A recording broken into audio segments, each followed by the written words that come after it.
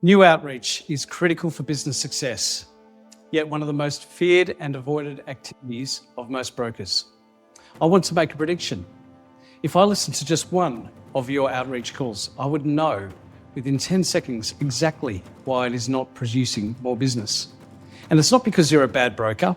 It's not because you're nervous. It's not even because maybe your script is bad. In fact, the script is probably the least important part of the entire process.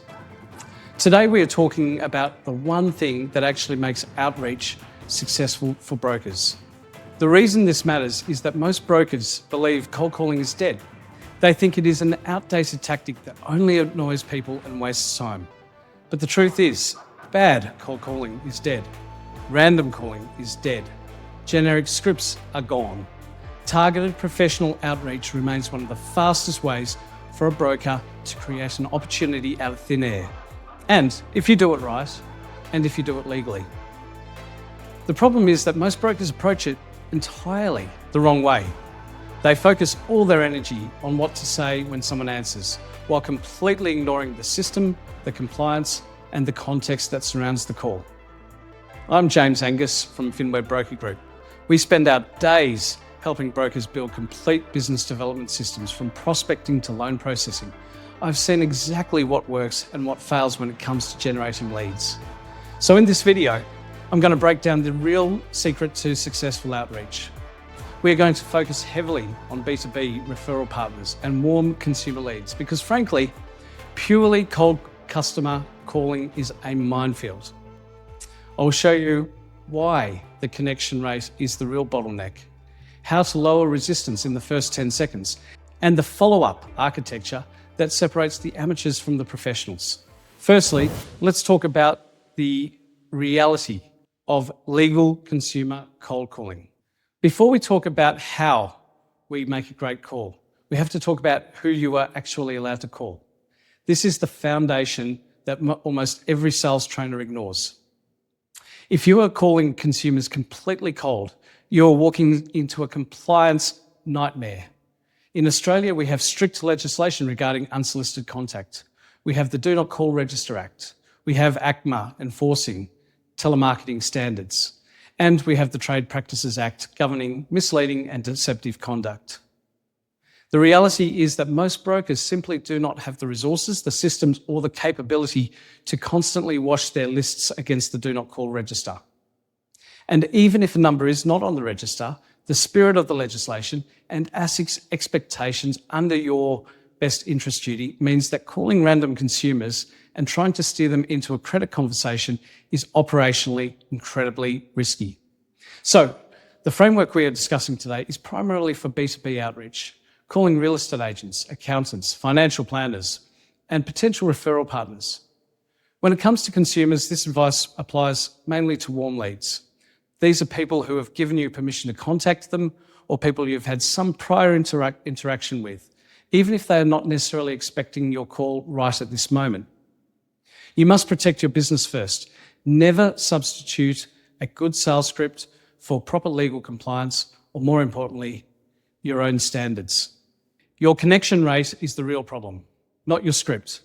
With that foundation set, let us look at the most counterintuitive reality of outreach. The script is rarely the problem. The real problem is picking up the phone. Last month, I spoke with a broker who made hundreds of calls to potential referral partners over a few weeks. He was demoralized. He told me he thought he had a confidence problem or that the script was simply not persuasive enough. But when we actually looked at the data, the truth was entirely different. Less than a third of his calls were even connecting. Most brokers rewrite their scripts endlessly when they should be first measuring their connection rates. Think about it logically. The best script in the world, delivered with perfect confidence and flawless tonality, is completely worthless if the person on the other end never even hears it. When you do not track your connection rate, you misdiagnose the problem. You try to fix your words when you actually need to fix your delivery mechanism. There are several mechanical reasons for why your calls may not be connecting. You might be calling real estate agents on a Saturday morning when they are running open homes. You might be calling accountants during the last week of the financial year. You might be leaving voicemails that sound like every other automated sales pitch, guaranteeing they are deleted before the end of the first sentence. The tactical step here is to stop guessing and start measuring. Before you change another word of your script, track the next 50 dials. How many ring out? How many go to voicemail? How many actually result in a human saying hello? If your connection rate is below 20%, you have a mechanical problem, not a sales problem. Vary your call times based on the profession you are targeting. The one thing that actually makes outreach successful is getting the right person into the right conversation, and that begins with actually connecting. Next, the goal of the first 10 seconds is not to sell, but to earn permission. And that point is crucial. But if you do not couple it with this next concept, you will just end up having more conversations that go nowhere. The second major mistake is misunderstanding the purpose of the first 10 seconds. Most brokers open a call trying to establish their credibility or explain their service immediately. They launch into a polished monologue about how great their processing system is, or how they can help an accountant save money for clients. They think they need to hook the prospect with value instantly. But this just triggers sales resistance the moment the prospect realizes what is happening. The prospect's brain immediately categorizes you as nothing more than a telemarketer, and their only goal becomes a polite way to end the call, if you're lucky. The actual goal of the opening is not to sell anything. It is simply to sound like a professional human being starting a conversation and to lower your prospect's natural resistance.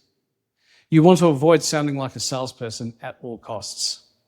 Consider this opening instead when calling a referral partner. Hey, Michael, it's James from FinWeb. I was wondering if you could help me out for a moment. This pattern interrupt is incredibly powerful. It does not sound like a pitch. It sounds like a genuine request from a colleague or a professional peer.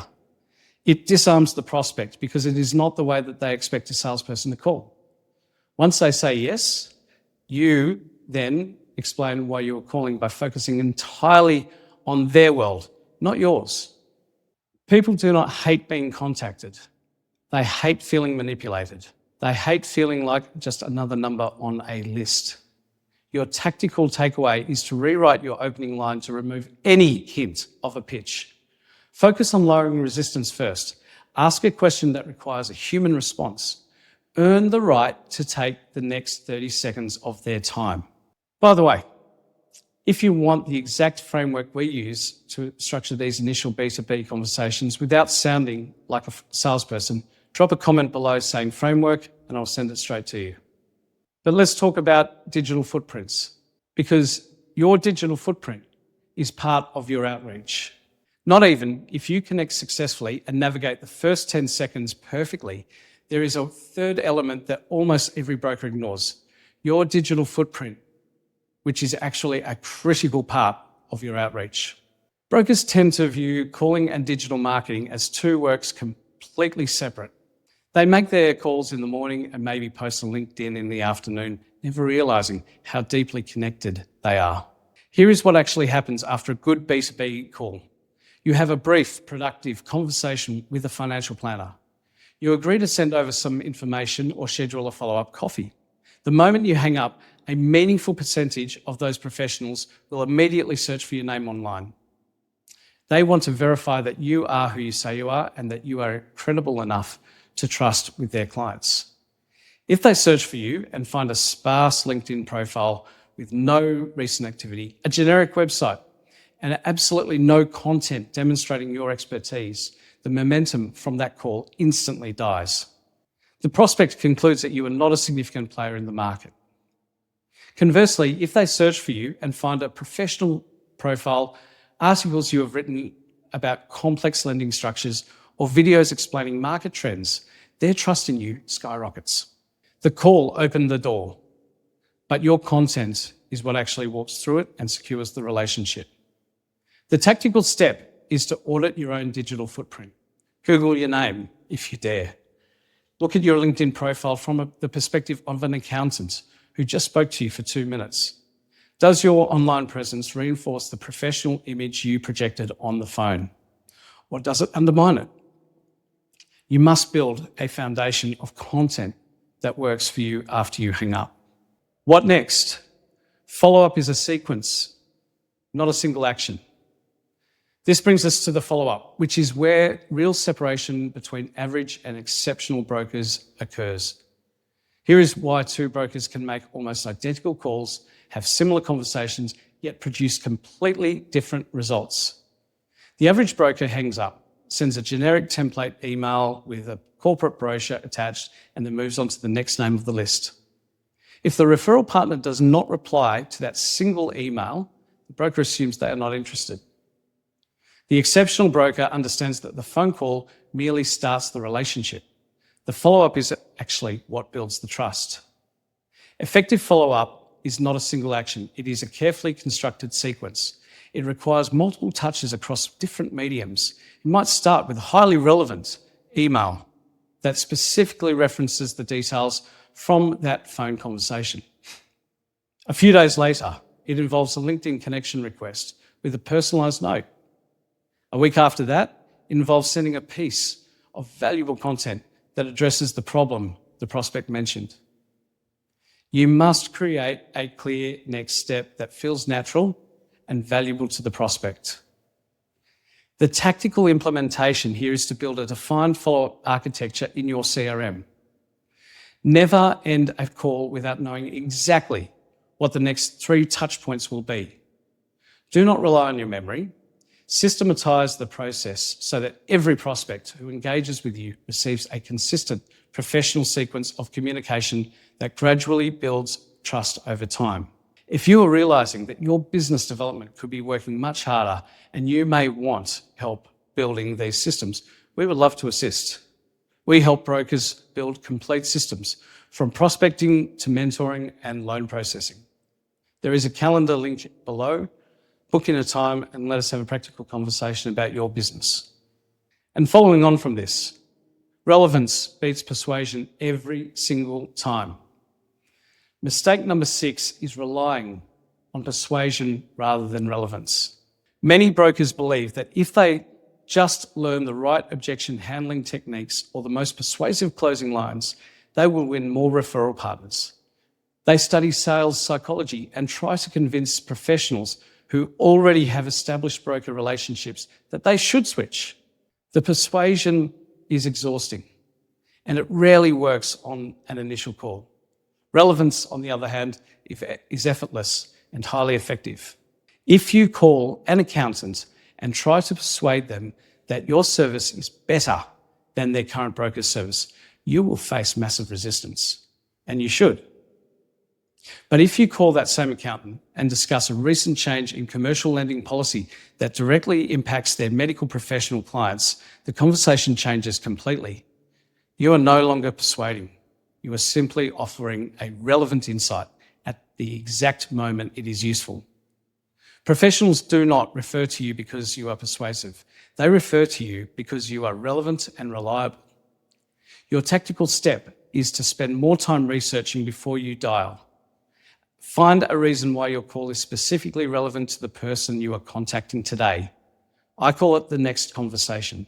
Know what it is. A highly relevant call to 10 carefully selected professionals will always yield better results than a generic pitch delivered to 100 random numbers. So let's take a moment to reflect. The one thing that makes outreach successful for brokers is getting the right person into a real conversation. That means 3 things have to work together. The call must connect, the opening must lower resistance, and the follow-up must create a clear next step. Remember, protect your business and your reputation first. Focus your cold outreach on B2B relationships. Ensure you have permission when speaking to consumers and respect the legislation as well as the values of our profession. If you can master these elements, outreach stops being a source of anxiety and becomes a predictable, reliable engine for business growth. If you find this episode valuable, please subscribe for more practical strategies designed to help brokers just like you generate more opportunities, build stronger businesses, and grow with confidence. Thanks for watching. See you on the next one.